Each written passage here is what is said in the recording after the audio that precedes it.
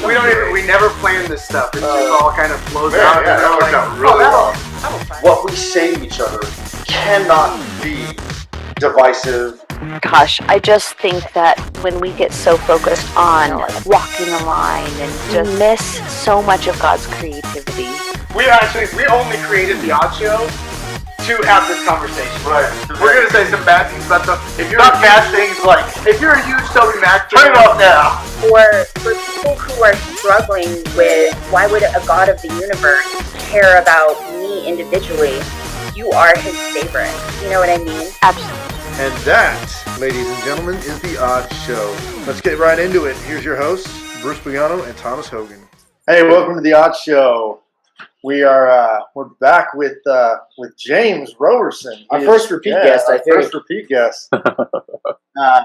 And man, he's got some stuff to talk about. So if you remember last time, James was on talking about, we were promoting and talking about 8 Days of Hope and how he and his ministry, 516 Project, were going to partner with them and had partnered with them in the past. And they were headed out to Lafayette, Louisiana, to work on some of those homes that were damaged by the immense flooding out there a couple of years ago. So, or a year ago.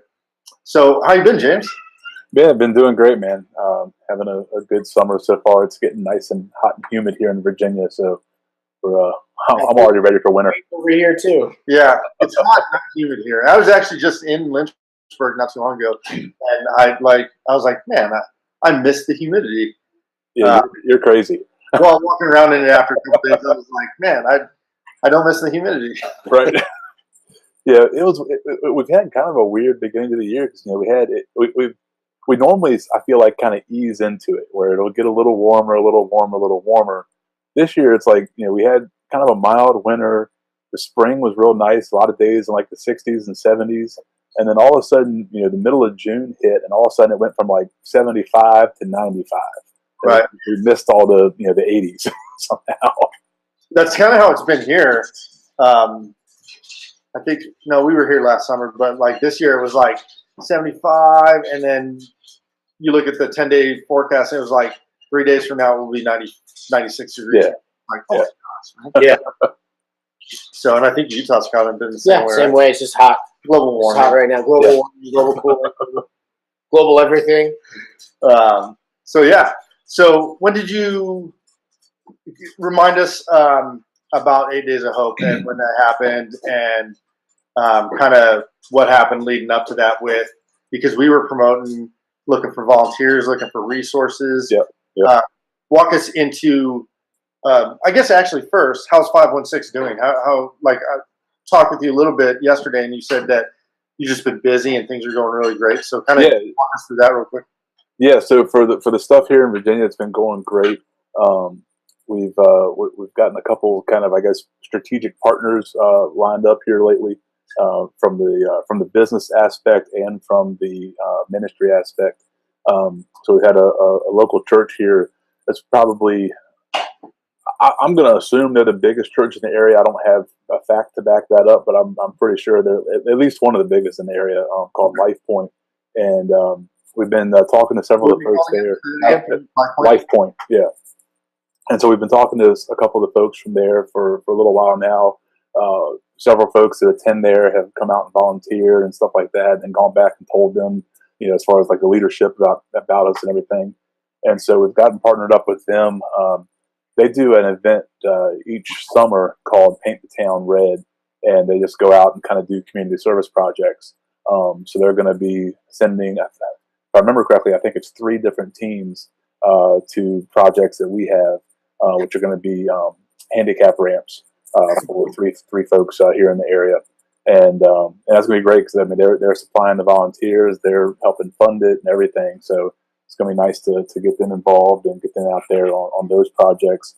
And they're really interested in being involved long term. So it's nice to have that support coming up behind us with folks that want to volunteer and be out there and getting this stuff done. And then we also recently got a grant from the Realtors Association So the Realtors Association here, they have, of course, their business function, but then they also have a nonprofit associated to it that just raises money for community projects. And of course, they like their community projects to be focused around housing because they're realtors and that's what they do. Right. And everything. Makes sense. And so I guess it was 2 or 3 months ago, I got invited to come and speak at one of their meetings. And then after that, they said, hey, we want you to apply for this grant. And so we applied for it, and they just gave us a check last week for $5,000 Oh man, to put forward, supplies and everything for some of these projects we have coming up. So that's a really awesome, shot in the arm going forward. And also they have people that want to come out and volunteer and help out on the project. So there again, it's really great to have those partners that are able to sort of help on both sides of the funding and of the helping out with the actual work. So yeah, so it's the summer and all is off to a good start. No, that's amazing to start from I just want to do a project day and make a difference here for this, church event to a full on people supporting and growing a ministry and really impacting lives and making a difference. That's it's pretty impressive, man. Yeah. It's what you guys have been able to do, what you've been able to do. Yeah, And then I've been along for the ride, man.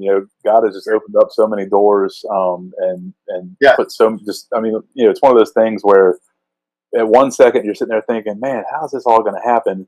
And then the next second it's done. You're like, "Oh, okay, that was cool." yeah, totally. So cool. So 516 is just kicking right now. Yeah. So talk us into the lead up to after. I know you did a couple other interviews with some podcasts. Yeah. So after all that, how did that help? Was it like, did it get word out? Like, did you get the support you needed leading up to? Yeah, I think so. Leading up to it, of course, at that point, obviously we were looking to get more volunteers out. And with these trips, it's a little, it's different because it's most folks have to travel, but it's not, you're not leaving the country. So it's a little easier in that regard. But there are still, unfortunately, there's still a lot of people that, I think would be involved, just, aren't hearing about it or aren't understanding what's going on or whatever the case may be. So just trying to, there again, just broaden that net of, letting folks know what's going on.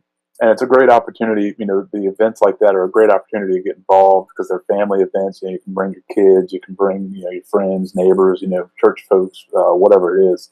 But yeah, I definitely think, it helped out being on podcasts and stuff. And of course, other people in the leadership were on different, radio stations, podcasts, social media, all kinds of different things. So all that stuff, pieces together and makes a huge impact. So leading up to it, we had a lot of folks doing that sort of stuff.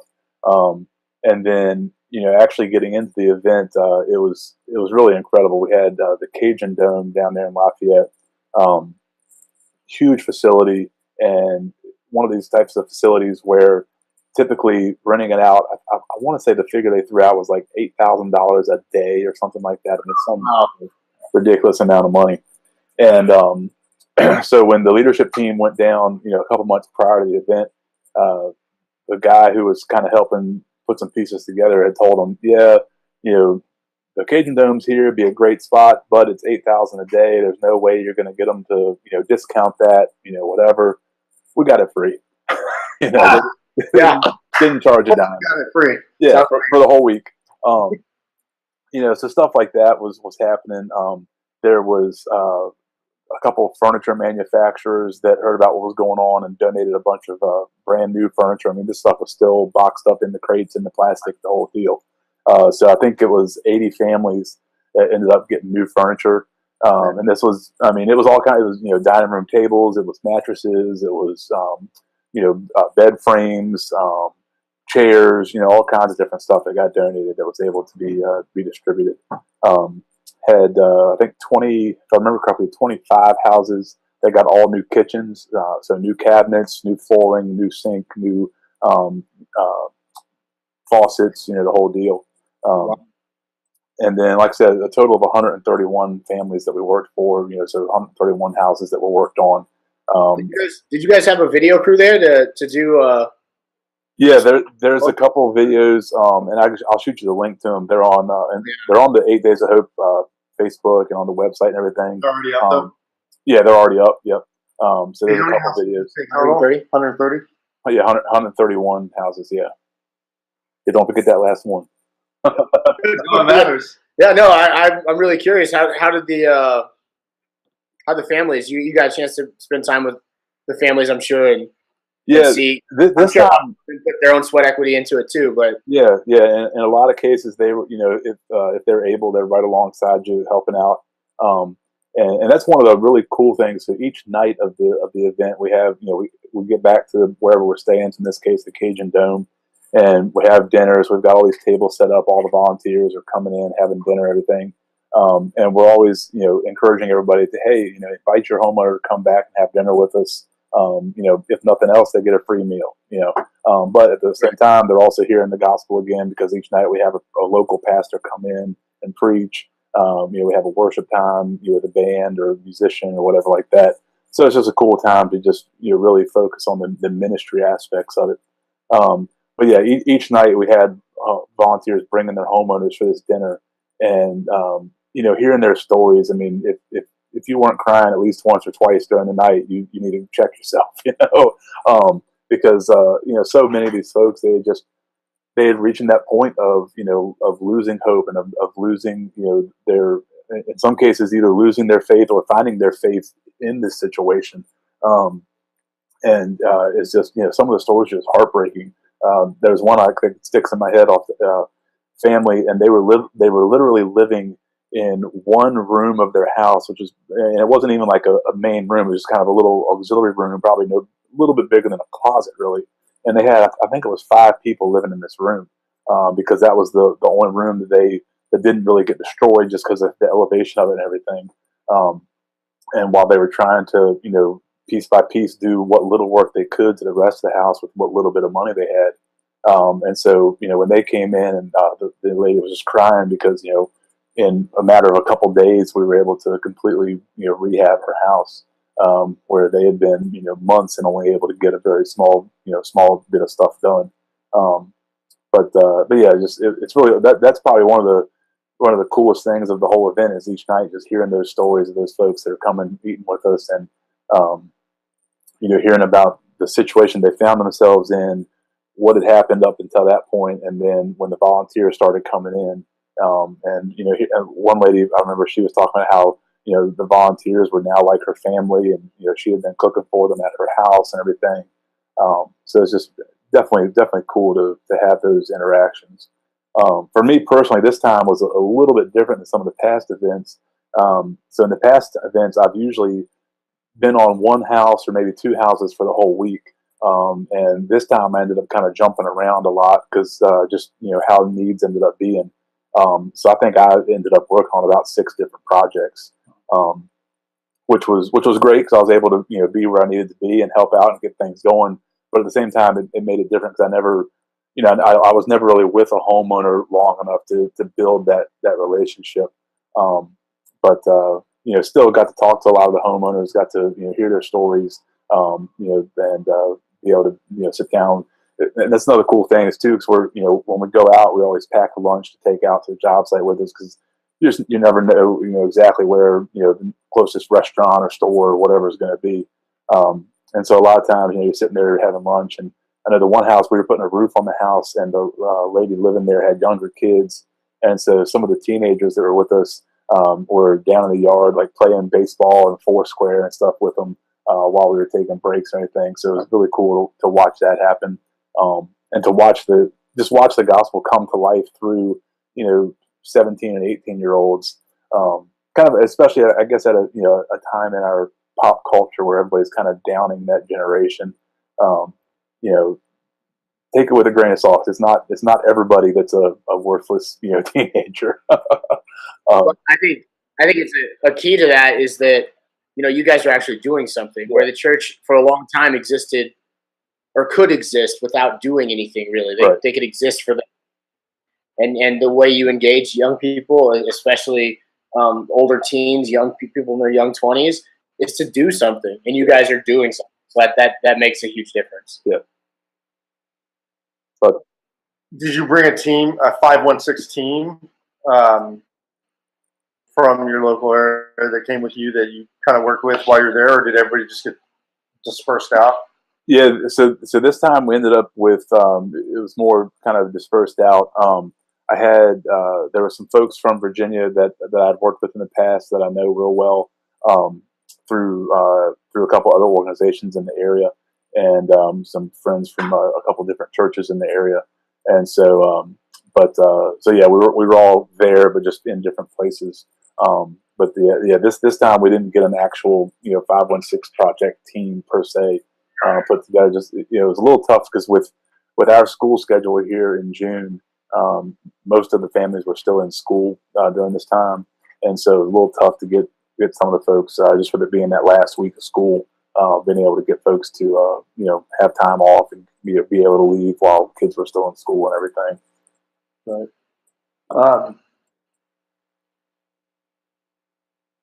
I just had a question. I just spaced it while you were talking.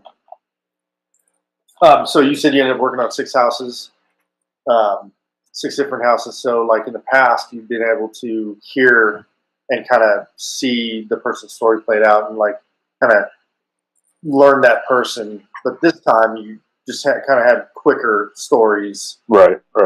Shorter sessions. So obviously that affects your ability to kind of connect with them on a little bit deeper level. But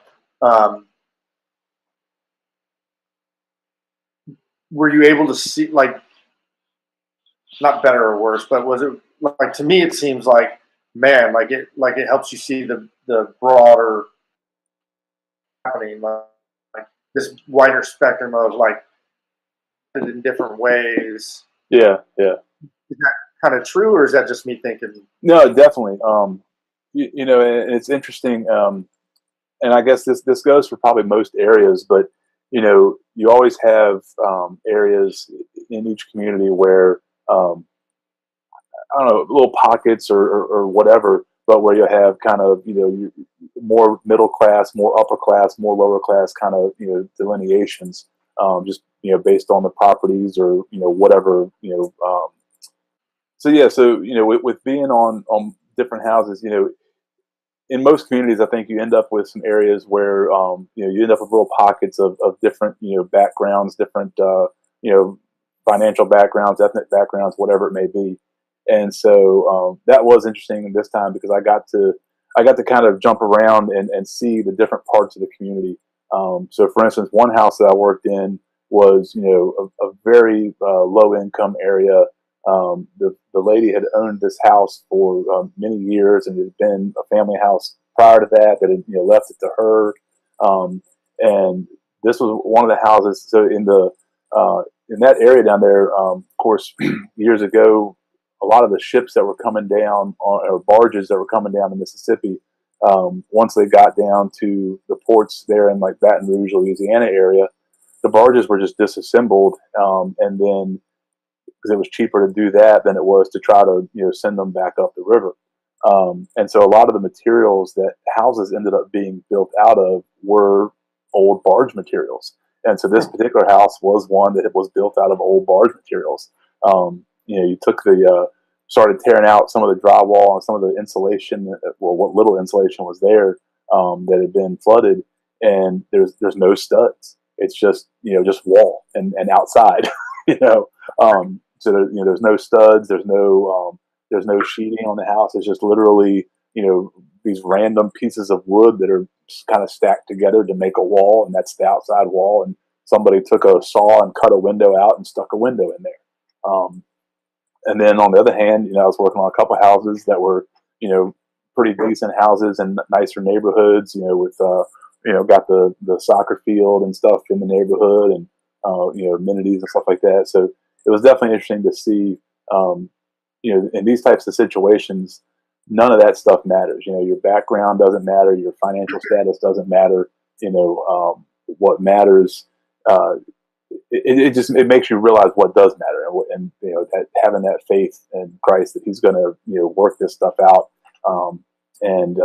the stuff that so many of us, fight for our whole lives of, oh, I gotta work more and make more money so I can get X, Y, and Z. It's all junk. Quite honestly, all that stuff it's going to go away. None of that is here to last. And, you really see that when you're in these situations where on a Friday, they were totally fine hanging out with, doing whatever.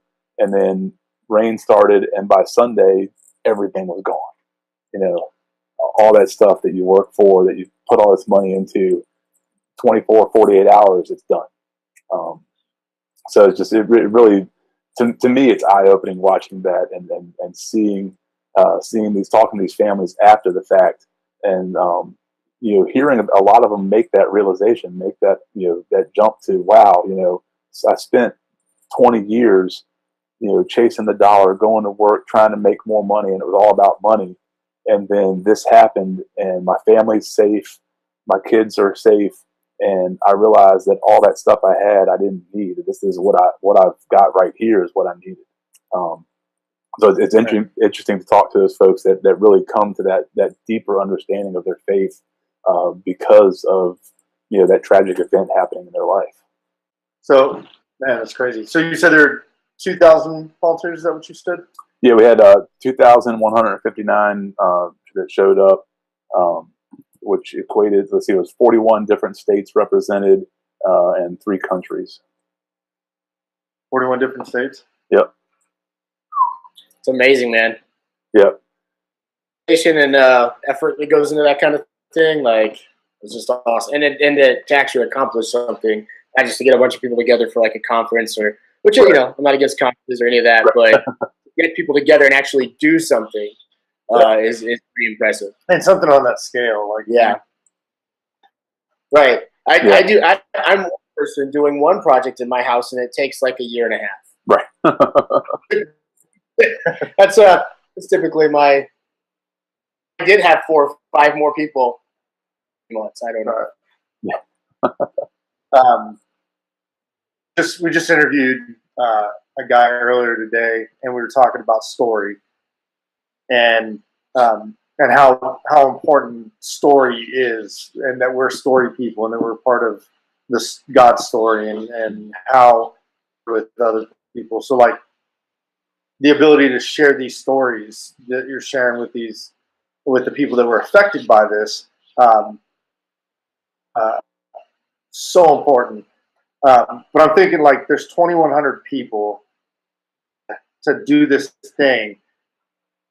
Like imagine to talk with people that you just would have never gotten the chance to talk to, that are there showing up, this thing wanting to kind of just restore hope for people and be Christ.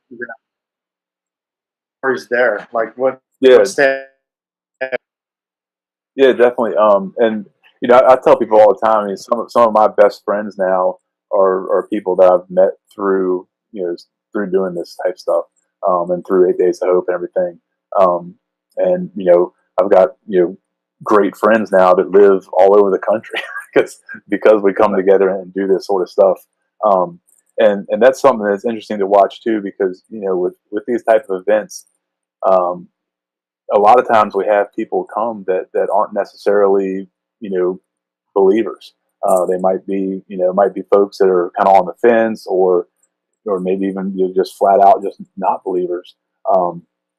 And they come because they got invited by a friend, or they're, like I said, they're on that fence and kind of searching and seeing what's going on.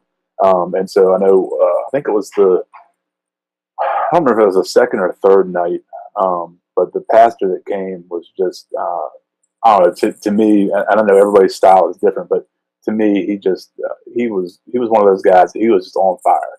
I mean, every time he opened his mouth, you're like, yeah, he just got you really fired up.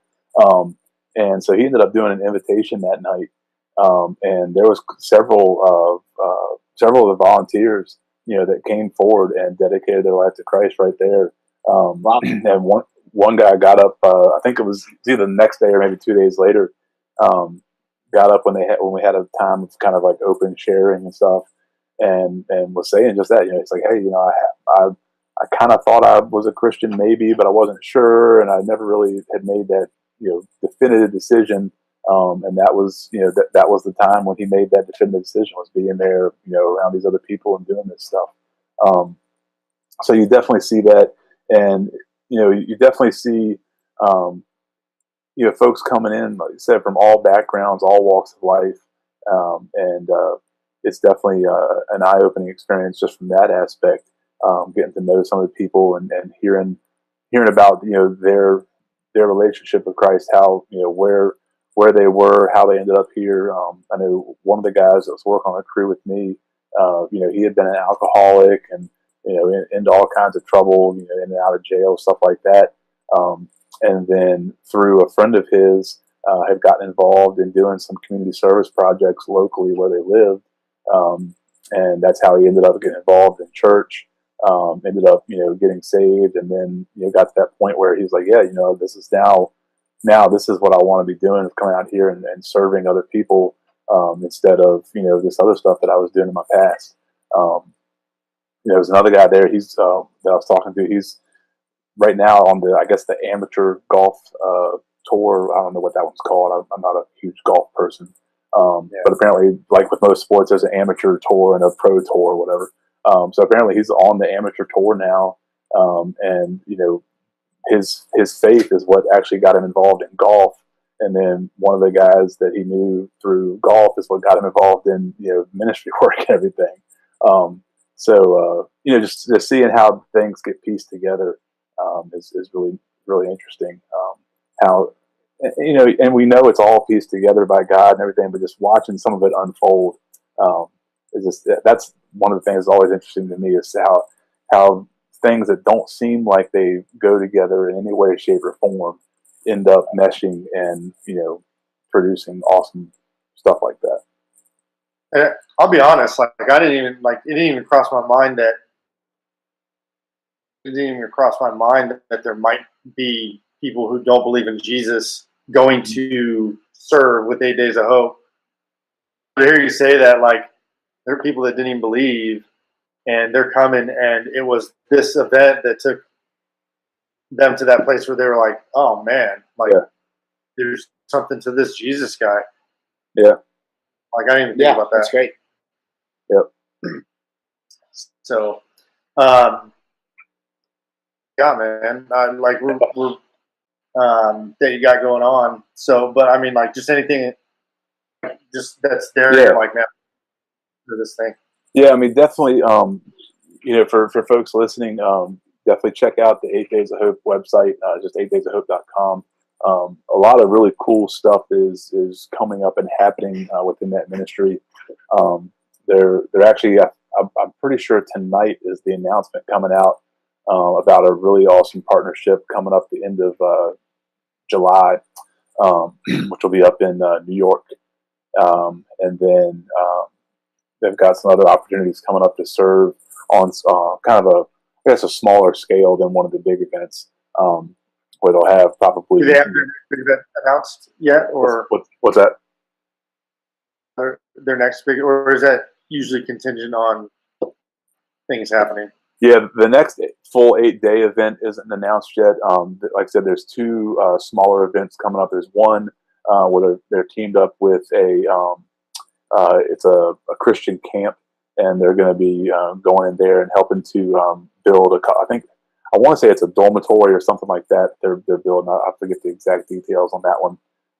And then there's another one, like I said, that's going to get announced tonight. Well, actually, I guess I can go ahead and say it. This isn't going to get announced today anyway. We are known for our early scoops.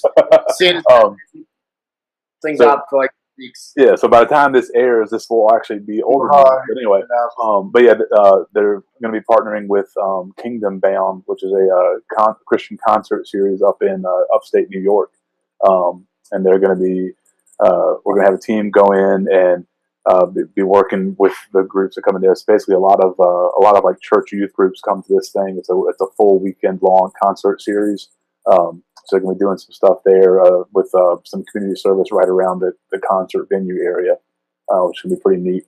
And then they've actually giving students opportunities to be involved in community service projects. Yeah, so they're working with the concert venue and with the locality there, so that as these youth groups come in for the concert, they're also going to spend part of their time out serving in the community. That's awesome. Yeah, it's really cool. And they've also got a smaller team going back to Lafayette to help, kind of continue on some of the stuff that we were doing there. One of the really cool things about this trip, which I don't think I mentioned, we had a really awesome local partner called Love Acadiana.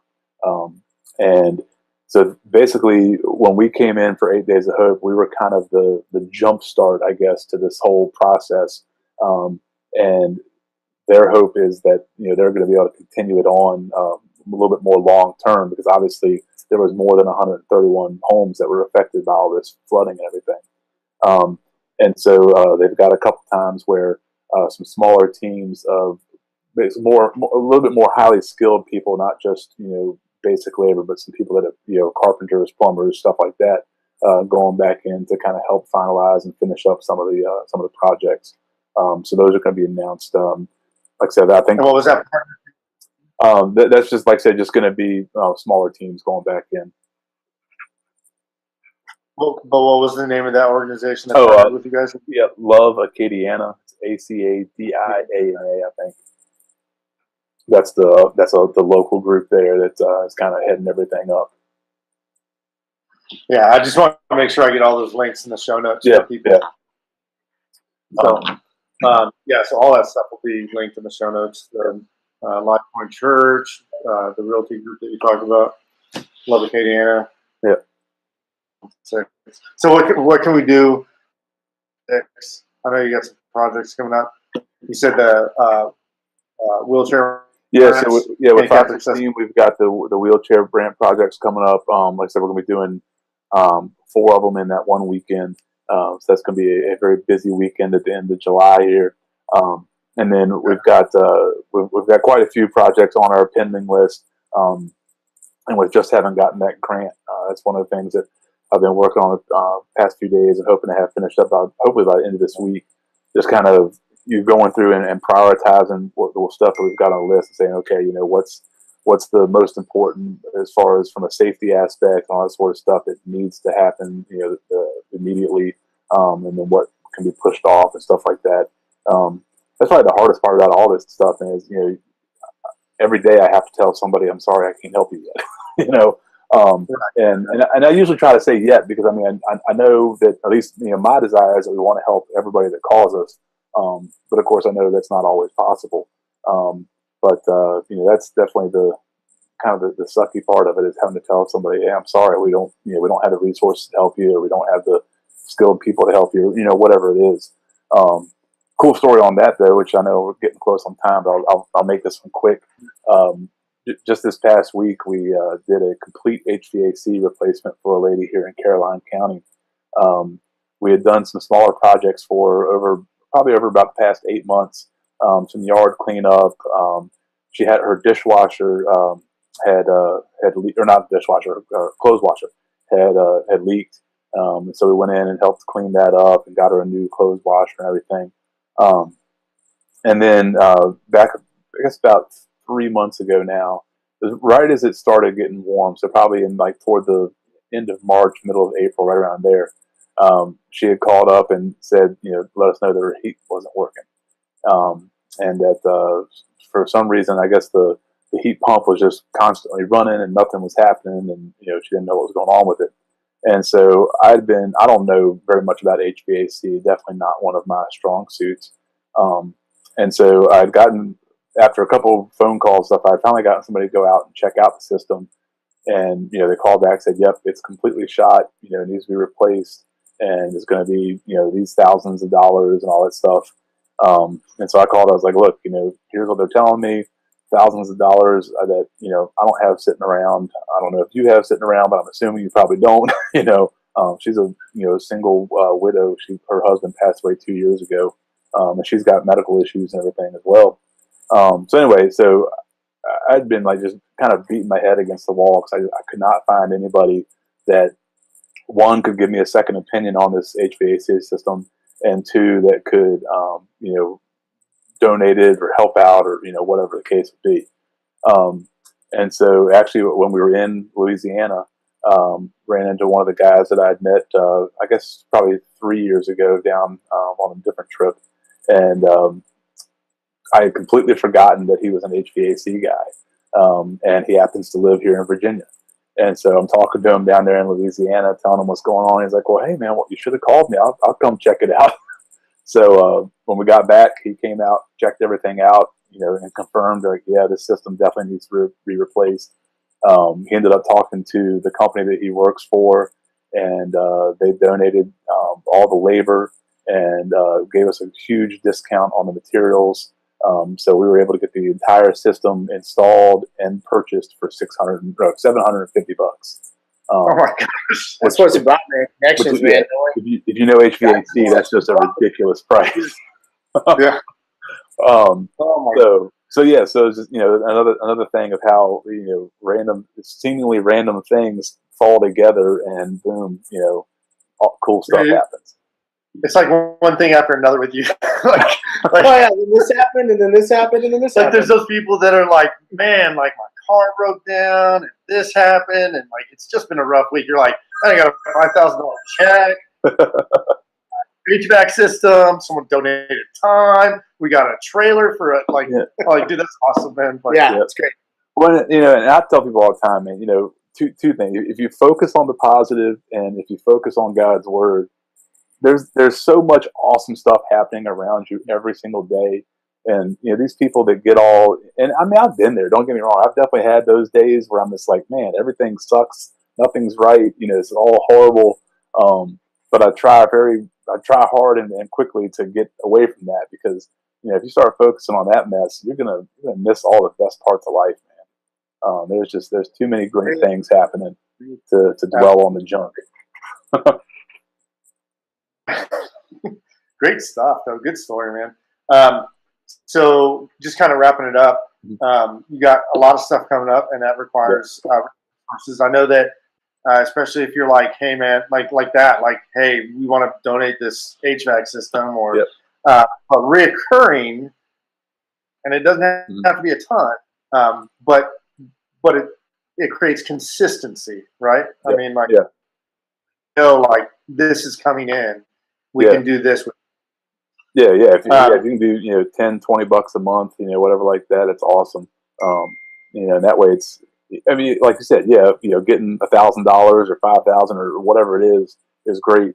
But having those recurring donations is definitely awesome from a budgeting standpoint and from just a consistency standpoint. Right. And I mean, from the other end, for the people that are donating, it helps you really remember, like, I'm partnering with this. Like, this isn't just a one-time gig. Like, this is something that is impacting this community over and over and over, and I'm able to partner with this team. I know for me, I've got a couple things that I support monthly like that, and that's one of the things to me about it is it does two things. One, it makes me think about that organization each month, and keep them in my prayers and everything. And then two, it's just a little easier, because sending $20 versus sending 500 is just an easier little bite. Let you build up. If you let your build up, it's gonna hurt, and then you're like, oh man, that's a lot of money. But if you just a little bit of it out every month,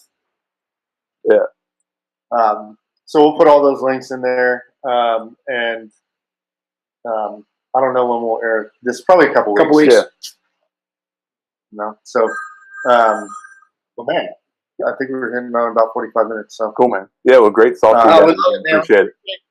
And we get a chance to talk to you. Really, really appreciate the stories.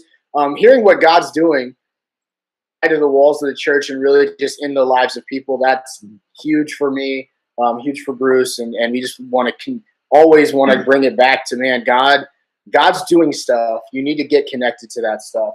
Not that he doesn't do things inside the walls of the church. Important stuff is happening there too. But if you want to get connected to see God move in the lives of everyday need hope and need help, and get plugged in somewhere with the organizations like yours. That absolutely, and it's really encouraging, man. Like, it's really encouraging to hear this stuff and what God's doing with 516 Project, you and 8 Days of Hope, to not just for people that are going to hit, but like for me, like, oh man, like God's doing stuff. To like, there's things in my heart I want to do, and God wants to do those things through me and with me. So it's encouraging just on a personal level, let alone the grander scale of things. Yeah, definitely. Yeah. All right, James. Man, love having you on the show. Maybe we'll catch up with you again in a few months. See, in Virginia, you've rebuilt and reconstructed, and people got saved, introduced them to God. Yeah. Yeah. So thanks for being on, man. Yeah, bless you guys. Thanks for having me on again, man. I appreciate it. Thanks for checking out The Odd Show. You can follow Bruce on Twitter at btags2 and Thomas at BlenderZen. Remember to rate and review us on iTunes and share us with your friends. Until next time, stay odd.